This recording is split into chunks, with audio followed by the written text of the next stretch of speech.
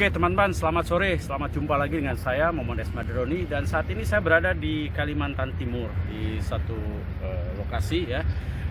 Saya ingin sharing dengan teman-teman tentang penggunaan 4-wheel drive, khususnya perbedaan dari 4H 4L. Karena berdasarkan pengalaman saya di tambang ya, itu banyak sekali pengguna yang menggunakannya masih boleh dikatakan yang pastinya seperti apa gitu ya.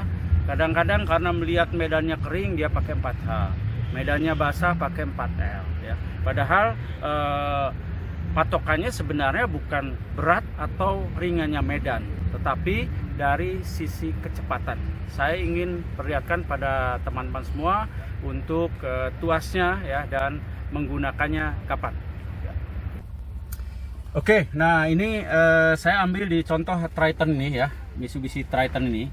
Ini ada 2H, oke. Ini ada 4H, 4L ya. Dari 2H ke 4H ini boleh langsung. Nah, langsung ini ya. Dan nggak perlu ini netral lagi. Jadi misalnya kita lagi gigi 2, kita misalnya di jalan di depan ada yang mengharuskan mobilnya menggunakan double gardan, tinggal injek kopling, sentuh. Ini ke 4H, oke.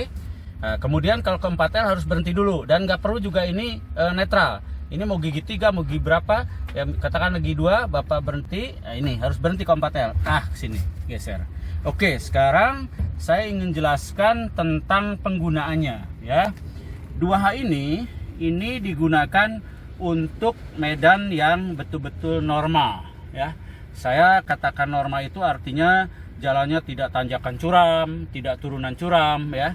Tapi ini betul-betul jalan yang mulus ya, lurus ya.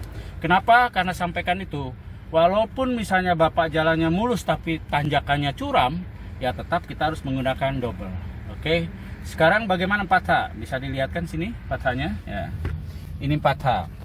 Kita bisa mengoperasikan sekali lagi 4H ini bisa langsung tekan kopling, injak. Ini langsung 4H. Oke. Ini 4H. 4H ini digunakan untuk jalan yang tidak normal, bisa di jalan licin, jalan tanjakan terjal, atau turunan yang curam.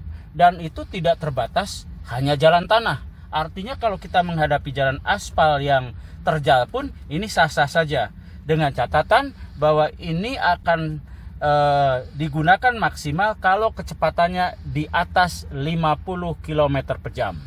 Nah, ini khusus untuk mobil ini yang sudah saya coba, bahwa ini akan tepat kalau digunakan di medan yang tidak normal, dengan catatan bukan hanya jalan tanah saja, tapi bisa saja jalan aspal, tanjakan, turunan, di tikungan. Ini akan stabil dengan 4H dengan kecepatan di atas 50 km per jam. Sekarang bicara 4L. 4L ini untuk kita menghadapi jalan yang tidak normal ya, tanjakan, turunan, jalan licin, lumpur dan lain sebagainya, di mana kecepatannya hanya memungkinkan di bawah 50 km per jam. Artinya 4L ini bisa digunakan hanya maksimum 50 km per jam. Di gigi berapa? Ya. Bebas. Mau gigi 1, 2, 3, 4, 5.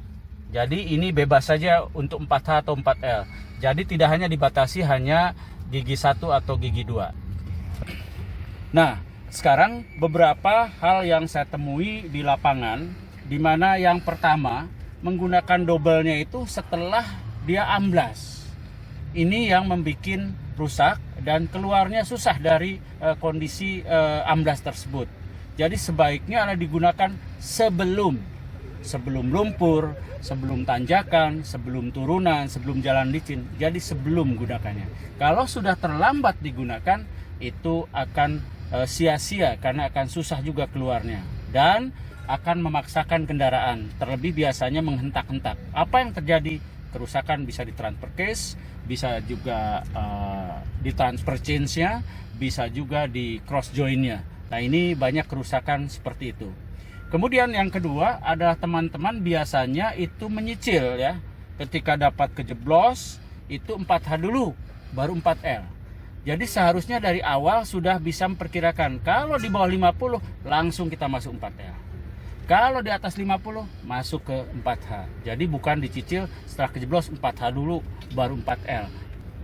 Jadi yang harusnya ditentukan dulu adalah perkiraan kita bisa melalui medan itu di atas 50 atau di bawah 50. Kalau di atas 50 pakai 4H, di bawah 50 adalah pakai 4L. Nah, itu biasanya kebiasaan menggunakan double yang salah, yaitu dengan cara mencicil ya. Kemudian juga menghentak-hentak ya, dimana setelah posisinya terpuruk ya. Dan berikutnya untuk penggunaan double ini orang membatasi giginya, artinya gigi 1, gigi 2. Padahal kita bisa bebas ya, dengan catatan bahwa setiap tingkat kecepatannya ya, yaitu persnelengnya atau transmisinya, gearnya, itu kita melihat RPM-nya. Untuk mobil ini RPM-nya dicapai di 2500. Jadi antara 1500 sampai 2500. Bermainlah di situ. Nah, kebiasaan atau kekeliruan yaitu ketika kejeblos RPM main tinggi. Pada saat itu adalah torsinya sedang turun. Jadi sebaiknya kita tahu betul spek daripada mobil yang kita gunakan. Yang ini tentu berbeda dengan yang mobilnya lain untuk torsinya ya. Nah, satu hal lagi, 4L ini ketika kita menggunakan 4L itu gambarannya seolah-olah bahwa tenaga mesin itu 100% ke depan, 100% ke belakang.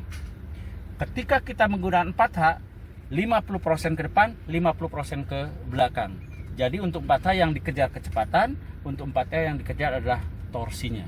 Oke teman-teman, mudah-mudahan sharing ini ada manfaatnya untuk teman-teman semua dan bisa lebih mengoptimalkan kendaraan 4x4 yang teman-teman gunakan. Sampai jumpa lagi dengan saya di sini, Muhammad Ismadoni untuk channel Noprak. Bye. Ya, Mas.